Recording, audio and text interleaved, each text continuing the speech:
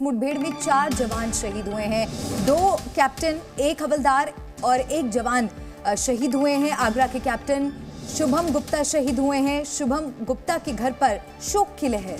शुभम गुप्ता की ये तस्वीर इस वक्त हम आपको दिखा रहे हैं। 2 कैप्टन वीरगति यहाँ पर प्राप्त हुए, शहीद हो गए हैं। आगरा के कैप्टन शुभम गुप्ता शहीद हुए हैं। उनके घर में ये माहौल है, मातम है।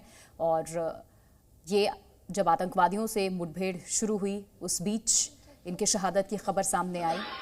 मुठभेड़ में आगरा का लाल शहीद कैप्टन शुभम गुप्ता शहीद हो गए हैं।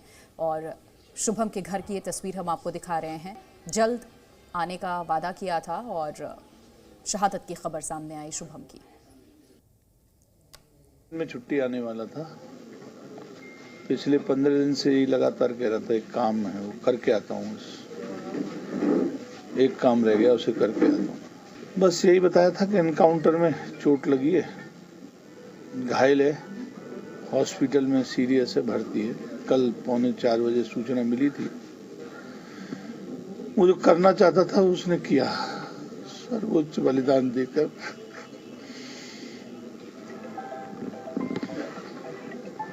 गर्व है, मुझे कर्नल साहब का उनकी यूनिट से फोन आया था कि हम उनको बचा नहीं पाए और आप लोग जम्मू की तरफ ना आए, क्योंकि मैं तब तक जम्मू के लिए निकल चुका था। उन्होंने कहा कि अब वापस आगरा चले जाए। पूरे परिवार की, बहुत बड़ा परिवार है हमारा, तो परिवार की शान बान थे और सब मिलके जब वो आते थे 10-15 दिन की छुट्टियों के लिए, तो सबके लिए एक दिवाली होती थी, चाहे दिवाली ना हो। तो बस वही था, एक बहुत खुशी का माहौल रहता था। और जम्मू कश्मीर के राजौरी में आतंकवादियों से लोहा लेते हुए आगरा के रहने वाले कैप्टन शुभम शहीद हो गए। और शुभम गुप्ता के घर पे इस वक्त मातम का माहौल है। इस वक्त हमारे साथ हमारे संवाददाता भी आगरा से जुड़ेंगे। रजत वोहरा हमारे साथ फिलहाल जम्मू कश्मीर से जुड़े हुए हैं, उनका रुख कर लेते हैं क्योंकि आगरा की भी तस्वीर हमने आपको दिखाई है। रजत, वाकई ये शोकाकुल खबर सामने आई है। आए दिन इस तरीके से घाटी में एनकाउंटर होते रहता है, हमारे जवान भी शहीद होते हैं। इसमें बड़ा सवाल ये कि इस पे लगाम कब लगेगी?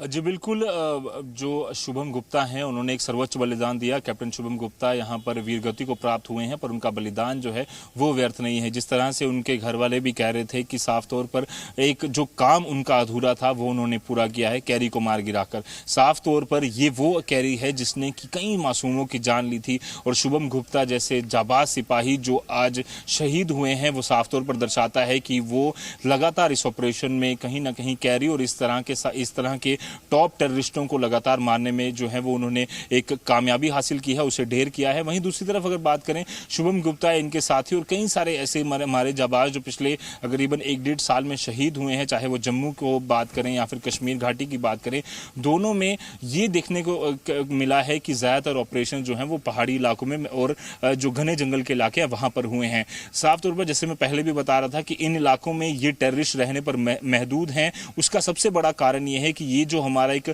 बड़ा सुरक्षा घेरा इन इलाकों में बना हुआ है, खासतौर पर LCIB के आसपास के इलाकों में और पहाड़ी इलाकों में लगातार जो आतंकी छुपे बैठे हैं उन्हें ढूंढ कर मारा जा रहा है, ताकि ये मैदानी इलाकों में ना आए, ताकि ये शहरी इलाकों में ना आए, ताकि ये मासूम लोगों को, जो इनोसेंट लोग हैं, उन्हें यहाँ पर टारगेट ना कर सके। इसीलिए ये पूरे ऑपरेशन जो है वो इतने तरीके से किए जा रहे हैं। जरूर एक बड़ी शहादत हुई है और इसका बदला लेने के लिए अभी भी हमारे जो जाबाज सिपाही हैं वो इन जंगलों में लगे हुए हैं। कल रात से ही, कल सुबह से ही लगातार जो ऑपरेशन चल रहा है उसमें कैरी को मार के लाके जरूर कामयाबी हासिल हुई है, बट अभी भी 3 से 4 जगहों पर इन जंगलों में कॉर्डन लगा हुआ है। उम्मीद है कि ये जो बदला है वो जल्द से जल्द दिया जाएगा और डांगरी और कंडी के टॉप टेररिस्ट जो कि लगातार उस इलाके में आतंकी हमले करने में जिन्होंने जिनका हाथ था, उसे मार गिराकर यहाँ पर जरूर कामयाबी हासिल हुई है। बिल्कुल रजत, और हमारे जवानों की शहादत व्यर्थ नहीं जानी चाहिए। पूरे देश के लिए ये बड़ी क्षति है और हर कोई यही उम्मीद कर रहा है कि छिपे हुए बाकी के बचे आतंकियों का भी पूरा हिसाब हो, चुन चुन कर उन्हें मार गिराया जाए।